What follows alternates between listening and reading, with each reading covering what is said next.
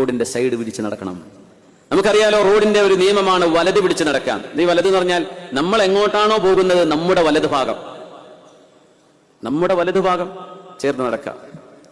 ഇപ്പൊ നമ്മുടെ സ്കൂളിലും കോളേജിലൊക്കെ വരാന്തകളിൽ നടക്കേണ്ടി വരും, ആശുപത്രിയിൽ നടക്കും, അങ്ങാടിയിൽ നടക്കും, ഒരു വീടിന്റെ ഉള്ളിൽ നടക്കും, ഒരു കോമ്പൗണ്ടിനുള്ളിൽ നടക്കേണ്ടി വരും, സൈഡ് കൊടുത്ത് നടക്കേണ്ട ഷോപ്പിംഗ് മാളുകളിൽ, അങ്ങാടികളിൽ ഒരു കോമൺ നിയമമുണ്ട്, വലത് ഭാഗത്തുകൂടെ പോകുന്നവർ വലതു ഭാഗം, വരുന്നവർ നമ്മുടെ ഇടതു ഭാഗത്തുകൂടെയാണ് വരേണ്ടത്. ഇത് ലോകത്ത് അംഗീകരിക്കപ്പെട്ട എല്ലാവരും ചെയ്യുന്നൊരു സംഗതിയാണ്. നമ്മുടെ സ്കൂളിലൊക്കെ കുട്ടികളോട് ഞങ്ങൾ സ്റ്റാഫ് എന്ന നിലയിൽ റിമൈൻഡ് ചെയ്യും, keep on to the right hand side, അല്ലെങ്കിൽ it is kind to walk on right hand side.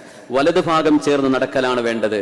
ഇപ്പൊ ഇടതു ഭാഗത്തൂടെ കുട്ടികൾ നടന്നു വരുന്നുണ്ട്, അപ്പൊ നമ്മൾ അവർ സ്റ്റോപ്പ് ചെയ്തിട്ട് പറയും വലതു ഭാഗം പിടിച്ച് നടക്കണം. അതൊരു കോമൺ, ഇപ്പൊ കൺഫ്യൂഷൻ ആവില്ല, ആരാ മാറേണ്ടത്, അങ്ങോട്ടാ പോകേണ്ടത്, ആ ഒരു കൺഫ്യൂഷൻ വരില്ല. നമ്മൾ വലത് പിടിച്ച് നടക്കുക. നിബിധങ്ങൾക്ക് വലത് പിടിച്ച് നടക്കുന്ന തങ്ങൾക്ക് ഇഷ്ടമായിരുന്നു സല്ലല്ലാഹു അലൈഹി വസല്ലം. കാന യുഹിബ്ബു തയാമുന ഫീ ശഅനിഹി കുല്ലി, എല്ലാറ്റിലും നിബിധങ്ങൾക്ക് അത് ഇഷ്ടമായിരുന്നു. ഫീ തനഉലിഹി, ചെരുപ്പിടുമ്പോ വലത് കാലാ നിബിധങ്ങൾ ആദ്യം ഇട്ടിരുന്നത്. വതറജുലിഹി, നിബിധങ്ങൾ മുടി വാർന്നു വെക്കുമ്പോ വലതു ഭാഗമാണ് ആദ്യം വാർന്നു വെക്കുക, എന്നിട്ടേ ഇടതു ഭാഗം ചെയ്യാറുള്ളൂ. കുളിക്കുമ്പോ വലത് സൈഡ് നനക്കുക, എന്നിട്ട് ഇത് നിബിധങ്ങളുടെ സുന്നത്താണ്, മുഅ്മിനീങ്ങൾക്ക് അത് മാതൃകയാണ്. എന്ന പോലെ നടക്കുകയാണെങ്കിലും വലതു ഭാഗം ചേർന്ന് നടക്കുക. അതങ്ങ് പ്രാക്ടിക്കലി ചെയ്ത് കഴിഞ്ഞാലേ വലിയ കൺഫ്യൂഷൻ ഒഴിവാകും. കോണി ഇറങ്ങി വരുമ്പോ കയറി പോകുമ്പോ എപ്പോഴും ശ്രദ്ധിക്കുക, നമ്മൾ വലതു ഭാഗത്താവുക, പോകുന്നവർ വലതു ഭാഗം ചേർന്ന് പോവുക. ആ വരുന്നവരോ അവരുടെ വലതു ഭാഗം, അപ്പൊ നമുക്ക് ഇടതായിരിക്കും, പക്ഷെ അവർക്കത് വലതു ഭാഗമാണ്.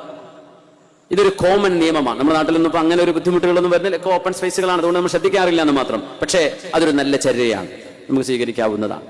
അങ്ങനെ കുറെ നല്ല കാര്യങ്ങൾ ഉണ്ടാവുമല്ലോ. നമ്മുടെ പള്ളിക്കാടുകളെ സംബന്ധിച്ചൊക്കെ നമ്മൾ പറയാം, പള്ളിക്കാടൊക്കെ നമുക്ക് കണ്ട ഭയങ്കര പേടിയാവുന്ന ഒന്നും ഉണ്ടായിട്ടില്ല.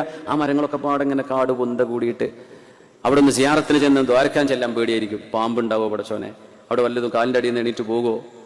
എൻ്റെ ഒരു സുഹൃത്ത് ഇവിടെ ഉണ്ടോയെന്നറിയില്ല, ഒരു ഹുദവി സുഹൃത്ത്, അദ്ദേഹം നിസ്കരിക്കാൻ വേണ്ടി വരുമ്പോൾ ഒതുർത്ത് വരുമ്പോൾ ഒന്ന് കാലിൽ എന്തോന്ന് കാൽമ ചുറ്റിയും തോന്നിയതാ.